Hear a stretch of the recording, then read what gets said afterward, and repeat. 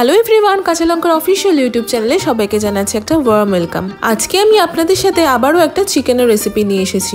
চিকেনের রেসিপিটা কিন্তু একটু অন্যরকম। কেন বলুন তো? আজকে কিন্তু আমি পোলট্রির চিকেন ব্যবহার করব না, আজকে আমি ব্যবহার করব দেশি মুরগি। আজকে একদম ঝাল ঝাল দেশি মুরগির কষা বানাবো। চলুন আমার সাথে কাঁচা লঙ্কা রান্না করে প্রথমেই আগে আপনাদেরকে উপকরণগুলো দেখিয়ে নিই।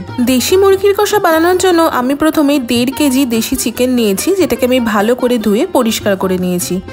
আলু, যেটাকে আমি কেটে নিয়েছি। 2টো পেঁয়াজ আমি লম্বা করে কেটে নিয়েছি। 2টো টমেটো নিয়েছি, সেটাকেও আমি লম্বা করে কেটে নিয়েছি। 1 কাপ টক দই নিয়েছি। একটা বড় মাপের পেঁয়াজ আমি বেটে নিয়েছি।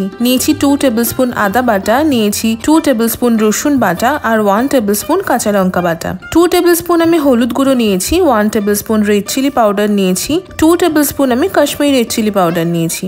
2 টিস্পুন আমি জিরে গুঁড়ো আর 2 টিস্পুন আমি নিয়েছি ধনে গুঁড়ো। এবার আমি 1 টেবিলস্পুন গরম মশলার গুঁড়ো নিয়েছি আর নিয়েছি সর্ষের তেল। চিনি আর নুন আমি স্বাদ মতো নিয়েছি। এবার নিয়েছি 2টো শুকনো লঙ্কা, দারচিনি, লবঙ্গ, ছোট এলাচ, 2 থেকে 3টে কাঁচা লঙ্কা, যেটাকে আমি কুচিয়ে নিয়েছি। 1 টেবিলস্পুন আমি গোটা জিরে নিয়েছি আর একটা তেজপাতা নিয়েছি। চিকেন কিন্তু এমনি খুব হেলদি, তার উপর যদি আপনারা দেশি মুরগি খান, দেশি মুরগি কিন্তু আরো হেলদি। দেশি মুরগি কিন্তু naturally grown without any supplements আর নর্মালি লো ইন ফ্যাট হয়, খেতেও কিন্তু ভীষণ ভালো হয়। রান্না শুরু করার আগে প্রথমেই আমরা চিকেনটাকে ম্যারিনেট করে নেব। প্রথমেই আমি চিকেনে হলুদ গুঁড়ো দিলাম লাল লঙ্কার গুঁড়ো, নুন দিলাম,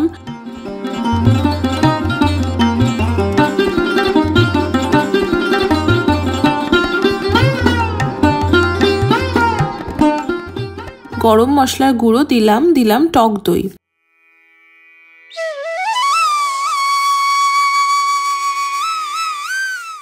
আর দিলাম সর্ষের তেল 4 টেবিলস্পুন। চিকেনের সাথে সমস্ত মশলা, তেল, টক দই খুব ভালো করে আমি ম্যারিনেট করে নেব। এই ম্যারিনেশনটা কিন্তু আমি 5 থেকে 6 ঘন্টা রেখে দেবো, বা হাতে যদি সময় থাকে তাহলে কিন্তু ওভারনাইট রেখে দিতে পারলে আরো ভালো। নর্মাল চিকেন বা পোলট্রি চিকেনের থেকে দেশি চিকেন কিন্তু রান্না হতে বা প্রপারলি সেদ্ধ হতে অনেকটা বেশি সময় লাগে, তাই ম্যারিনেশনটা আপনারা যতক্ষণ বেশি রাখতে পারবেন ততই কিন্তু ভালো, খেতেও ভীষণ ভালো লাগে। কড়াইতে আমি 4 to 5 টেবিলস্পুন সর্ষের তেল গরম করে প্রথমেই আলুগুলোকে ভেজে নেব।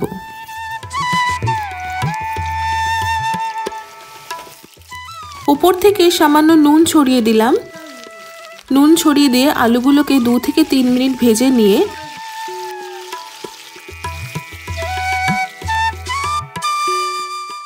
আমি একটা প্লেটে তুলে রেখে দেব। দেখুন আলুগুলো কিন্তু সুন্দর ভাজা হয়ে গেছে, একটা সুন্দর গোল্ডেন ব্রাউন কালার এসছে। আমি এটাকে তুলে এবার প্লেটে রেখে দিচ্ছি। এবার ওই সেম তেলে আমি চিনি দিলাম। চিনিটা প্রথমে ভালো করে ক্যারামেলাইজ করে নেব, অর্থাৎ চিনি যখনই গলে আসবে তখনই আমি এতে তেজপাতা দিলাম শুকনো লঙ্কা, গোটা জিরে, গোটা গরম মশলা আর দিলাম কেটে রাখা পেঁয়াজ। পেঁয়াজ কিন্তু খুব ভালো করে আমরা লাল লাল করে ভেজে নেব। আর একটা কথা বলে রাখি, এই যে গোটা গরম মশলা আর গোটা জিরেটা দিলাম, এখানে থেকে কিন্তু সামান্য পরিমাণ গোটা গরম মশলা আর গোটা জিরে আমি সরিয়ে রাখবো। পেঁয়াজটা ভাজতে শুরু করার পর আমি উপর থেকে সামান্য নুন ছড়িয়ে দিলাম। নুন ছড়িয়ে দিলে পেঁয়াজটা একটু তাড়াতাড়ি ভাজতে সাহায্য করবে। আর দিলাম আমি লঙ্কা কুচি। বেশ 4 থেকে 5 মিনিট আমি ভালো করে ভেজে নেবার পর দেখবেন সুন্দর একটা গোল্ডেন ব্রাউন কালার এসছে পেঁয়াজে। এবার আমি পেঁয়াজ বাটাটা দিয়ে দিলাম, আর দিলাম আদা বাটা, রসুন বাটা আর কাঁচা লঙ্কা বাটা। হাই ফ্লেমে এবার আমি 3 থেকে 4 মিনিট খুব ভালো করে মশলাটা কষিয়ে নেব। খেয়াল রাখবো মশলা থেকে যেন কাঁচা গন্ধটা একদমই চলে যায়। কাঁচা গন্ধটা যখন চলে যাবে, মশলাটা কষে আসবে, এবার আমি ম্যারিনেট করা চিকেনগুলো একে একে দিয়ে দিলাম। ম্যারিনেট করা চিকেনটা দিয়ে দেওয়ার পরে মিডিয়াম টু হাই ফ্লেমে আমি খুব ভালো করে কিন্তু কষাতে শুরু করব।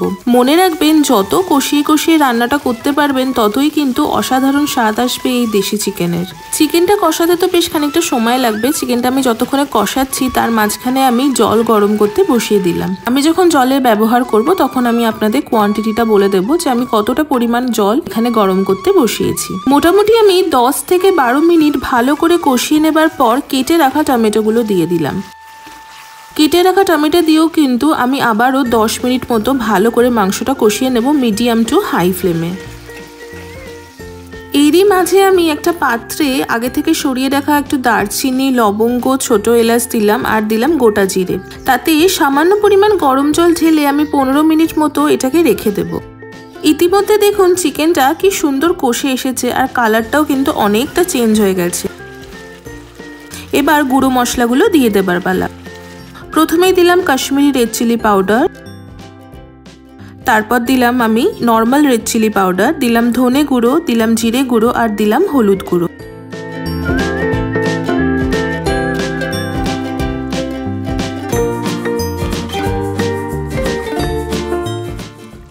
সব গুঁড়ো মশলা দিয়ে আরও 2 থেকে 3 মিনিট কিন্তু আমি এটা রান্না করে নেব মিডিয়াম টু হাই ফ্লেমে।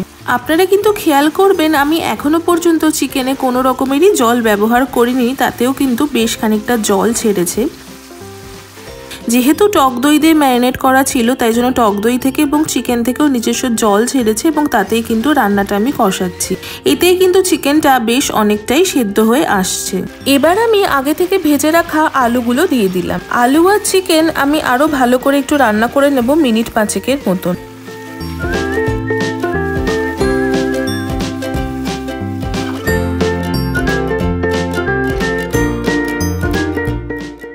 5 মিনিট পরে আমি হাফ লিটার মতো গরম জল ঢেলে দিলাম চিকেনে।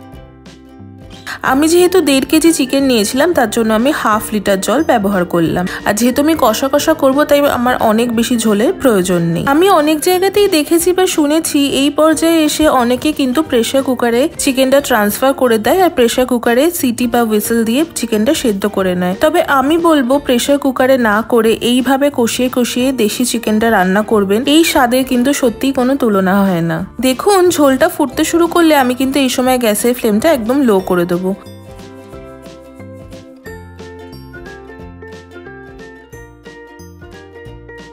চেরা কাঁচা লঙ্কাটা দেবার পরে আমি চাপা দিয়ে দিলাম। চাপা দিয়ে 15 মিনিট মতো কুক হতে দেব আর এই সময় কিন্তু গ্যাসের ফ্লেমটা লোতে থাকবে। 15 মিনিট পরে আমি আপনাদের একবার ঢাকাটা খুলে দেখাই। দেশি মুরগির কষা কিন্তু অলমোস্ট রেডি হয়ে এসেছে। দেখুন চিকেনটাও কিন্তু কুক হয়ে গেছে আর আলুটাও কিন্তু সুন্দর সেদ্ধ হয়ে গেছে। এবার আমি লাস্ট অ্যান্ড ফাইনাল স্টেপে আসি। আমি যে পাত্রে গোটা গরম মশলাটা আর জিরেটা ভিজিয়ে রেখেছিলাম সেখান থেকে আমি গোটা গরম মশলা আর জিরেটা শিলনোড়াতে নিয়ে নিলাম। নিয়ে আমি খুব ভালো করে বেটে নেব এই মশলাটা। আপনাদের বাড়িতে যদি শিলনোড়া না থাকে তাহলে মিক্সচার গ্রাইন্ডার বা ব্লেন্ডারেও কিন্তু এটা বেটে নিতে পারেন। তবে বাড়িতে যদি শিলনোড়া থাকে তাহলে কিন্তু অবশ্যই চেষ্টা করবেন এই মশলাটা, এই গরম মশলা বা জিরেটা শিলনোড়াতে বেটে নিতে।